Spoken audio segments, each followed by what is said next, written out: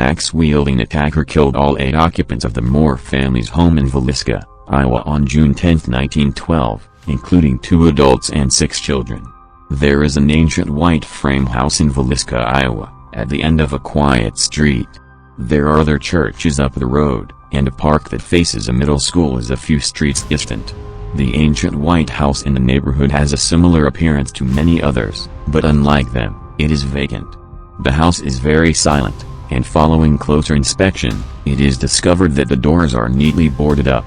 The Villisca Axe Murder House sign is modest and located outside. The small white house had previously been a hive of activity, but that life was cruelly put an end one beautiful summer night in 1912 when an unknown visitor stormed in and brutally murdered its 8 sleeping occupants. The crime, which became known as the Villisca Axe Murders, would delude authorities for more than a century. The Moore family was sound asleep in their beds on June 10, 1912. While their 4 children slept in a room down the hall, Joe and Sarah Moore were upstairs. The Stillinger sisters, 2 girls, were staying over in a guest room on the 1st floor. Shortly after midnight, a stranger entered the house through an unlocked door, not unusual in this tiny, friendly town, took an oil lamp off a nearby table, and set it up such that it could only light one person. The stranger held the lamp, which illuminated the house, in one hand. He had an axe in his other hand. The visitor climbed the stairs, oblivious to the girls who were sleeping downstairs. He was helped by the lamp and his apparent mastery of the house's layout. He entered Mr. and Mrs. Moore's bedroom after sneaking past the children's chamber.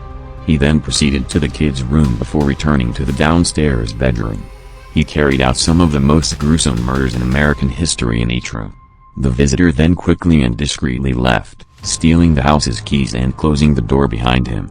Although the Villisca Axe murders were swift, as the world was about to learn, they were incredibly terrible. The next morning, the neighbors started to wonder why the often boisterous residence was so quiet. Joe's brother was informed and showed up to take a look. He used his own key to enter and was immediately sickened by what he saw. All 8 occupants of the house were dead, having been brutally beaten to death. The Moore parents were killed first, and with clear force, according to the police's findings. The murderer had swung the axe that had been used to kill them so far above his head that it had gouged the ceiling above the bed. Joe had taken at least 30 blows from the axe by himself. Both parents' and kids' features had been reduced to nothing more than a bloody pulp.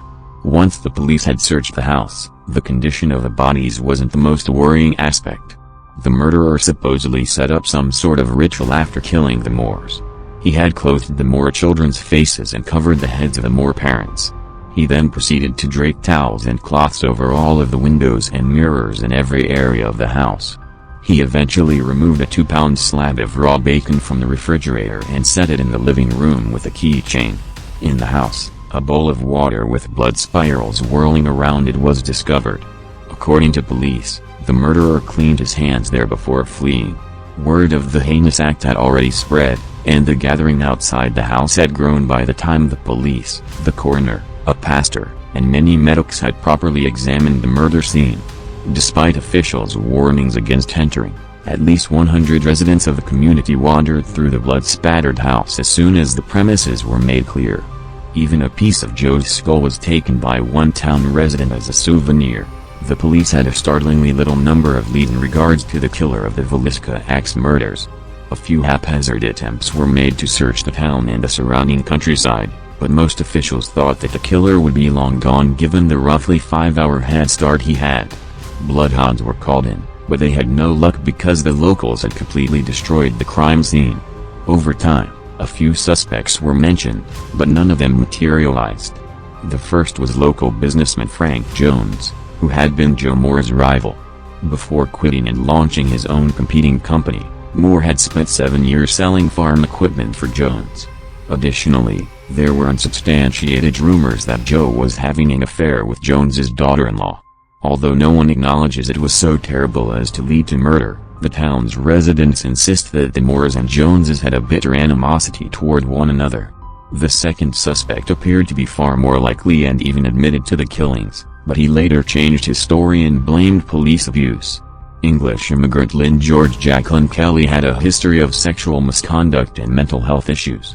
Even more, he acknowledged that he had been in town the night of the Villisca Axe murders and that he had left early the next morning.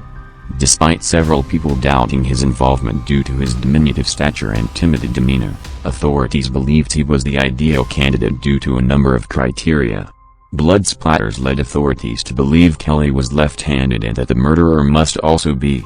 He also had a history with the Moore family. Numerous people had observed him keeping an eye on them while they were in church and elsewhere in town.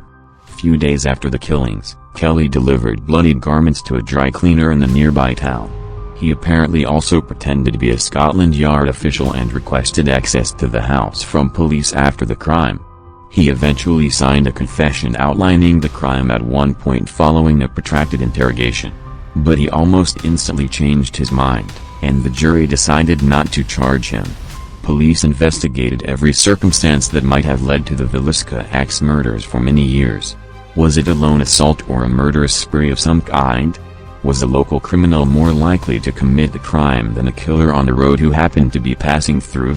Soon, news of comparable incidents occurring around the nation started to surface. Even while the crimes weren't quite as horrible, they all shared two characteristics: the murder weapon was an axe, and an oil lamp with a very low flame was present. But despite the similarities, no real linkages could be drawn. The house was boarded up once the investigation eventually became cold. No attempt was ever made to make a sale, and the original design was left unchanged. The mansion is now a popular tourist destination and continues to stand at the end of the peaceful street as it always has, unaffected by the atrocities that were previously committed there.